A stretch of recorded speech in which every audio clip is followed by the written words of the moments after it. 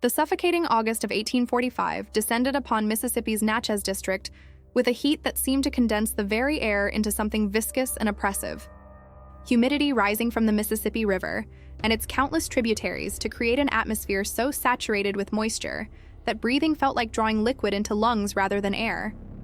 Conditions that made the cotton fields stretching for miles along the river bottomlands shimmer in ways that suggested water where none existed, while simultaneously demonstrating with brutal clarity why this region had become one of the wealthiest and most deadly manifestations of American slavery. Where fortunes were being accumulated at rates that exceeded even the South Carolina rice plantation's legendary profitability,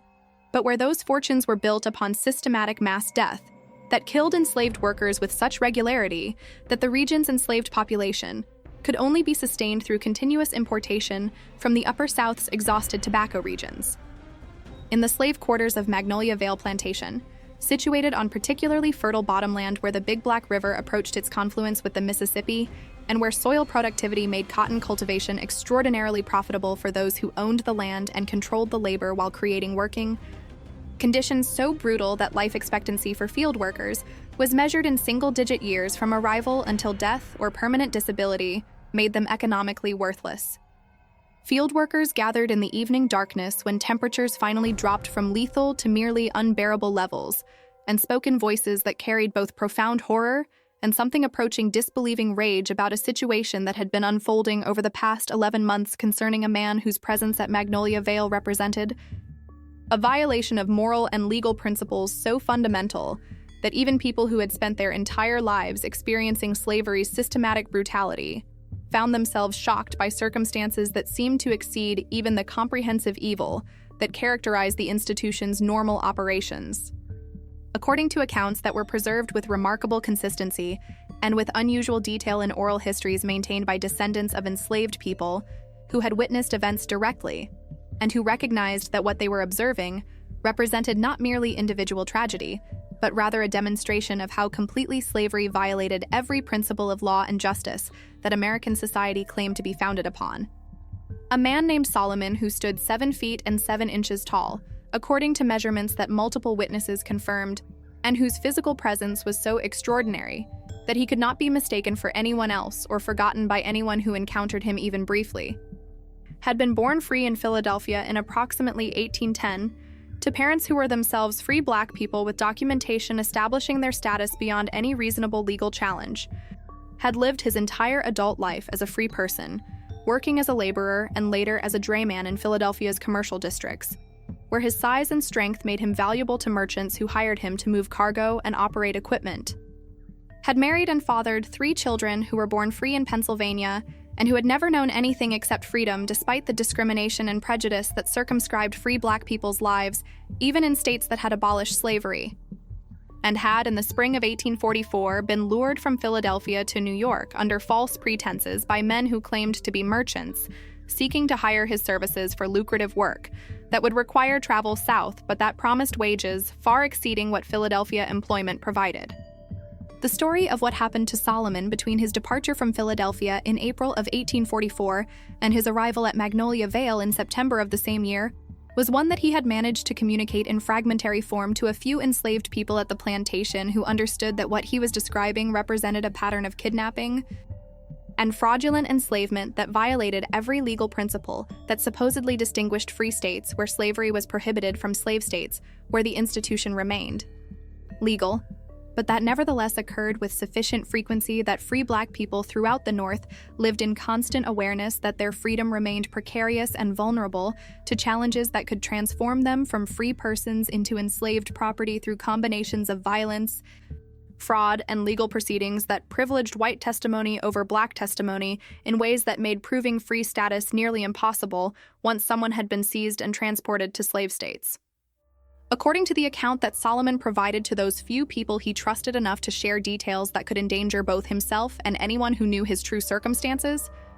the men who had recruited him in Philadelphia had indeed taken him to New York, where they had plied him with alcohol until he lost consciousness, had then transported him while unconscious or drugged aboard a ship bound for New Orleans, and had upon arrival in Louisiana sold him to a slave trader who had either been part of the conspiracy from the beginning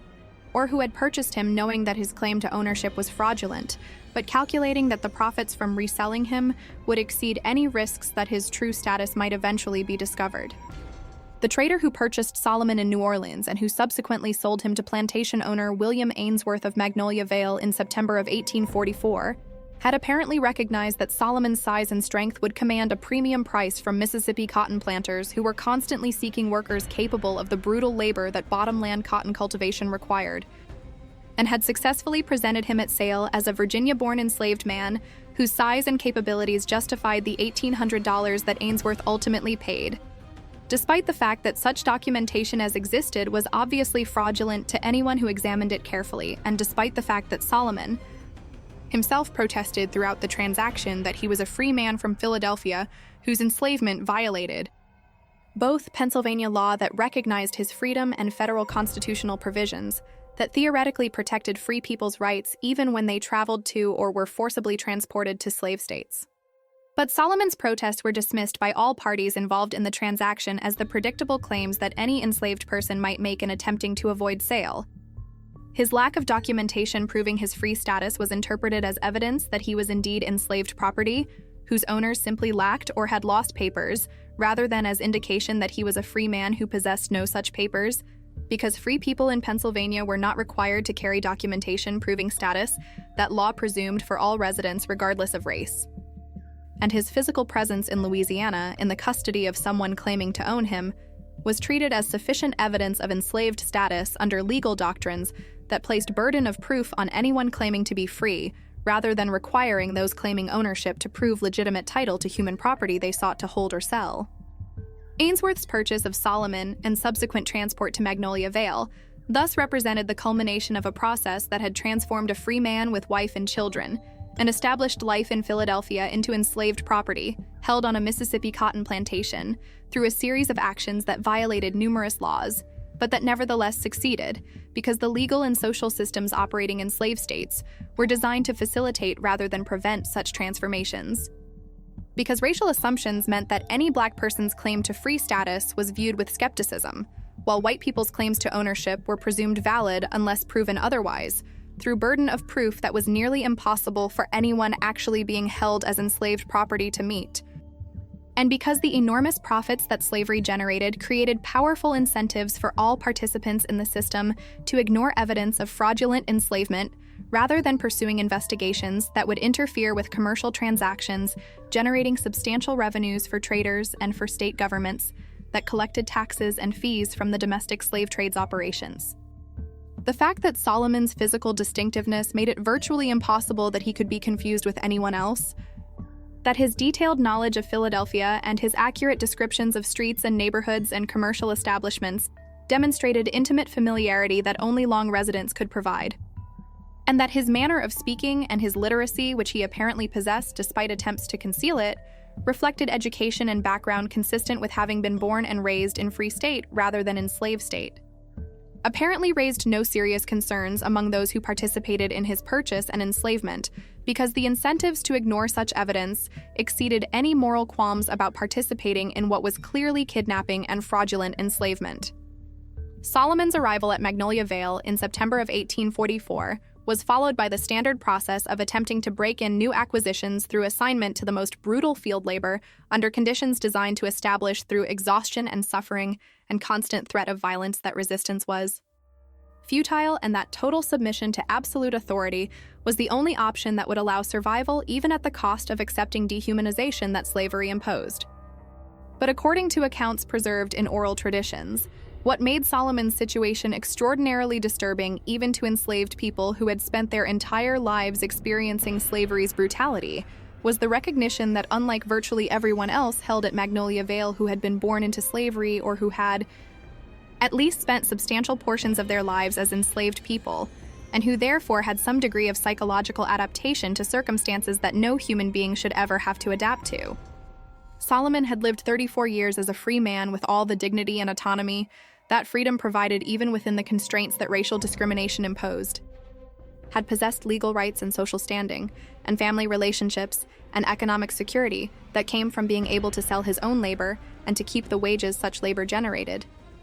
and was now being subjected to a system designed to destroy every aspect of human dignity and to reduce people to the status of property whose only value came from labor they could be forced to perform through violence that could be inflicted without limit or accountability.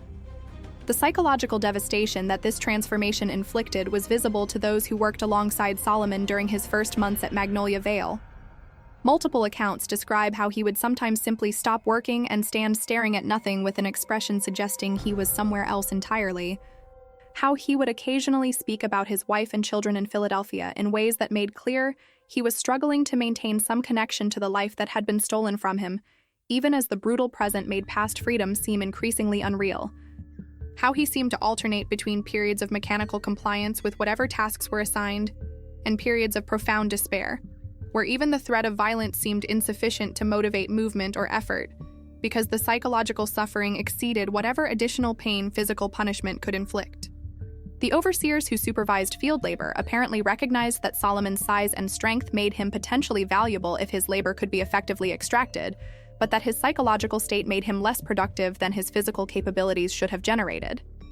leading to escalating violence designed to force greater effort and to break whatever internal resistance was preventing him from accepting his circumstances and functioning with the mechanical efficiency that profitable cotton operations required. By the summer of 1845, approximately 11 months after Solomon's arrival at Magnolia Vale, his condition had deteriorated to the point where multiple observers described him as appearing to be barely aware of his surroundings, responding to commands only after delays suggesting he had to consciously process instructions that normally would have produced immediate compliance, and working with a kind of mechanical slowness that suggested his mind was somewhere far away from the cotton fields where his body performed labor. The violence that overseers inflicted in attempts to improve his productivity apparently had the opposite effect, driving him further into whatever psychological space he had retreated to as the only means of preserving some core of self that slavery was systematically working to destroy. Several accounts describe incidents where he was whipped for insufficient effort only to simply stand motionless afterward as though the pain was irrelevant, or as though he had passed beyond the point where physical suffering could penetrate the psychological defenses he had constructed against the unbearable reality of his circumstances. What happened in late August of 1845 brought the situation to a crisis that revealed both the absolute brutality that characterized Mississippi cotton slavery and the particular horror of applying that brutality to someone who had been born free and who had spent most of his life as a free person with all the dignity and autonomy that status provided. Solomon apparently collapsed in the fields during a day when temperatures reached levels that killed several people at plantations throughout the Natchez district.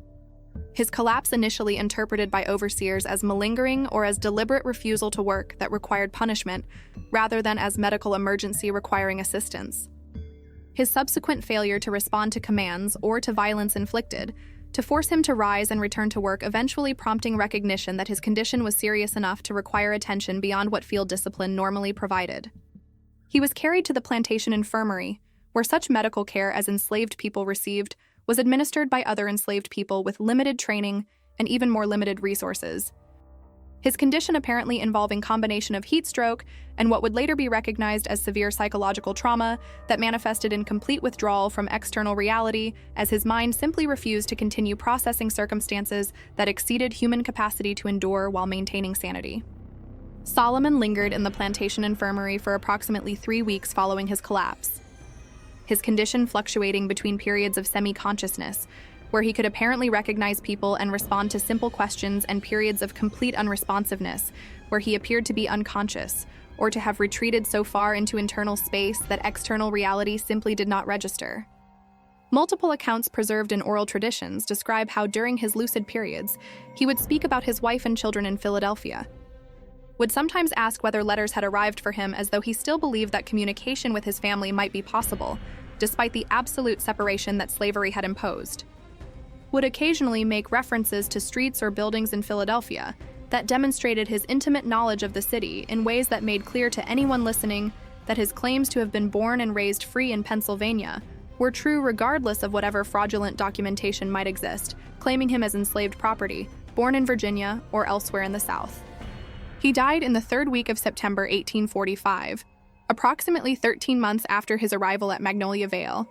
and approximately 35 years after his birth as a free person in Philadelphia. His death attributed in plantation records to fever and exhaustion, but understood by those who had witnessed his deterioration to have resulted from the systematic destruction of human dignity and hope that slavery imposed, and that someone who had known freedom found impossible to survive psychologically, even when physical survival might have been possible if his mind had been able to accept circumstances that exceeded human capacity to endure. The response from Ainsworth and from plantation overseers to Solomon's death was apparently limited to frustration about financial loss. The $1,800 that his purchase had cost represented substantial capital that had generated minimal return through barely 1 year of increasingly unproductive labor, before being completely lost through his death, creating economic losses that Ainsworth apparently complained about to other planters, in terms suggesting he felt he had been defrauded by the trader, who had sold him a worker who proved unable to adapt to Mississippi cotton cultivation, despite physical capabilities that should have made him extraordinarily valuable. The fact that Solomon's death represented not merely loss of property, but rather the destruction of a human being who had been born free and who had been transformed into enslaved property through criminal acts that violated numerous laws apparently registered not at all in Ainsworth's calculations or in the calculations of anyone else involved in the system that had facilitated his kidnapping and fraudulent enslavement. No investigation was conducted into the circumstances of his enslavement despite the clear evidence that it was fraudulent.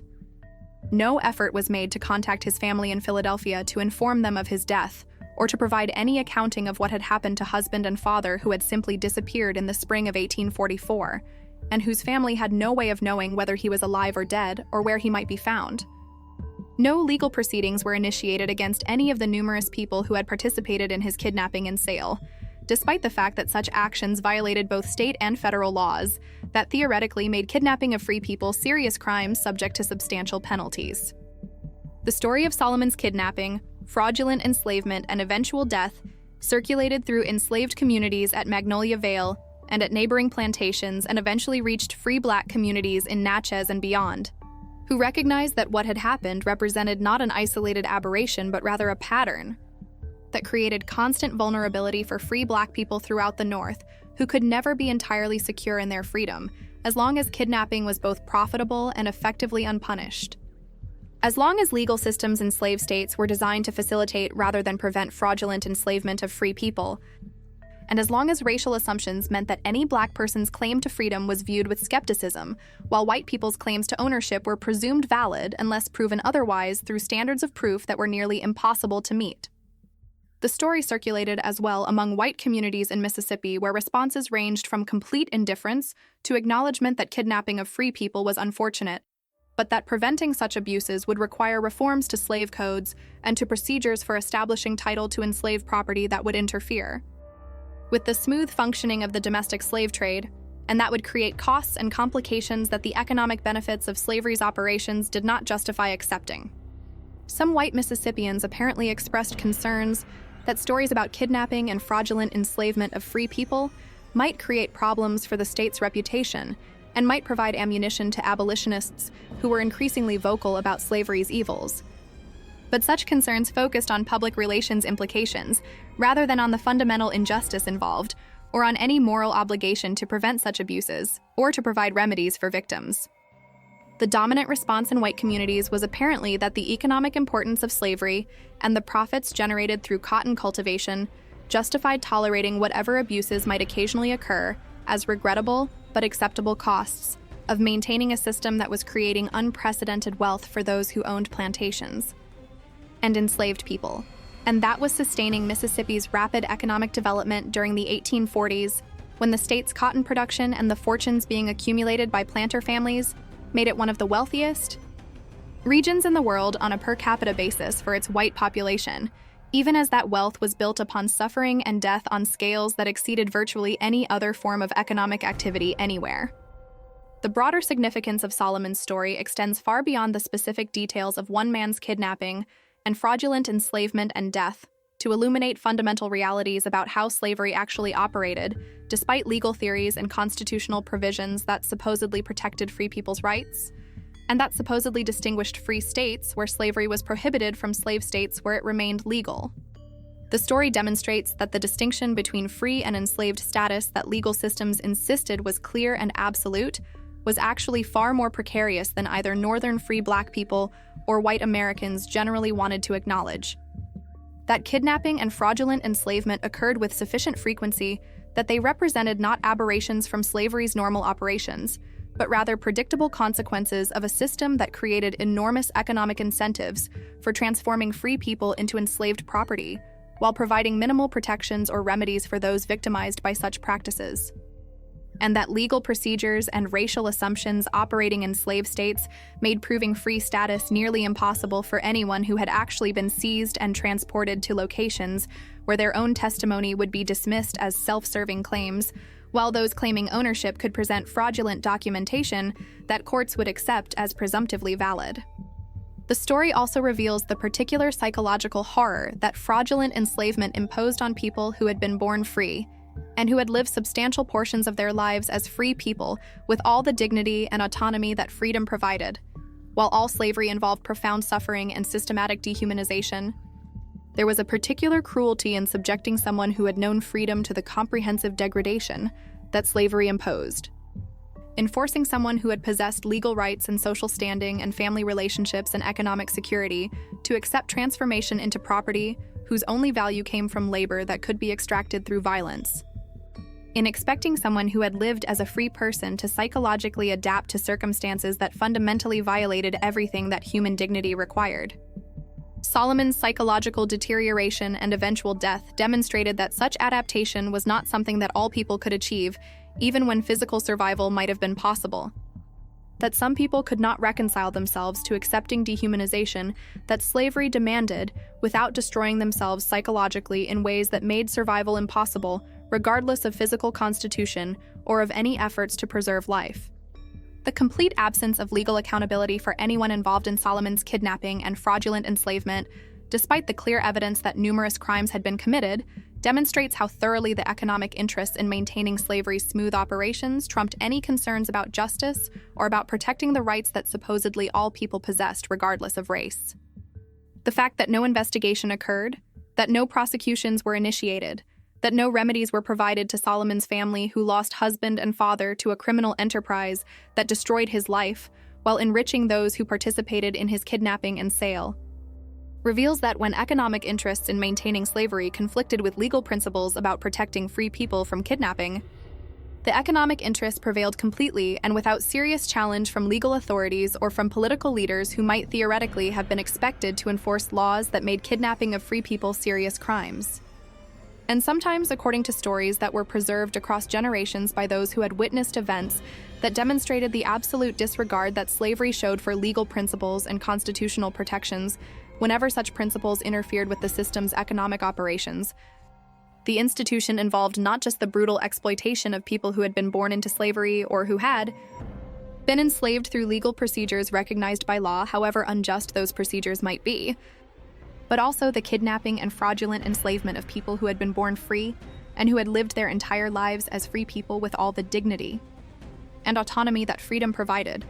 People who were transformed through criminal conspiracies from free persons with families and established lives and legal protections into enslaved property, whose only value came from labor that could be extracted through violence until they died from combinations of physical exhaustion and psychological destruction that resulted from being subjected to systematic dehumanization that people who had known freedom found impossible to survive. The man who stood 7 feet 7 inches tall and who was born free in Philadelphia in 1810 and who died enslaved on a Mississippi cotton plantation in 1845 demonstrated through the arc of his life and through the horror of his transformation from free person to enslaved property, and through his eventual death from causes that were fundamentally about the destruction of human dignity rather than merely about physical illness or exhaustion. That slavery's operations recognized no meaningful distinction between people who had been born enslaved and people who had been born free, when profitable opportunities arose to transform free people into enslaved property through criminal acts that the system not only failed to prevent or punish but actively facilitated through legal procedures and racial assumptions that made proving free status nearly impossible once someone had been seized and transported to slave states where their own testimony would be dismissed, while fraudulent claims to ownership would be accepted as valid.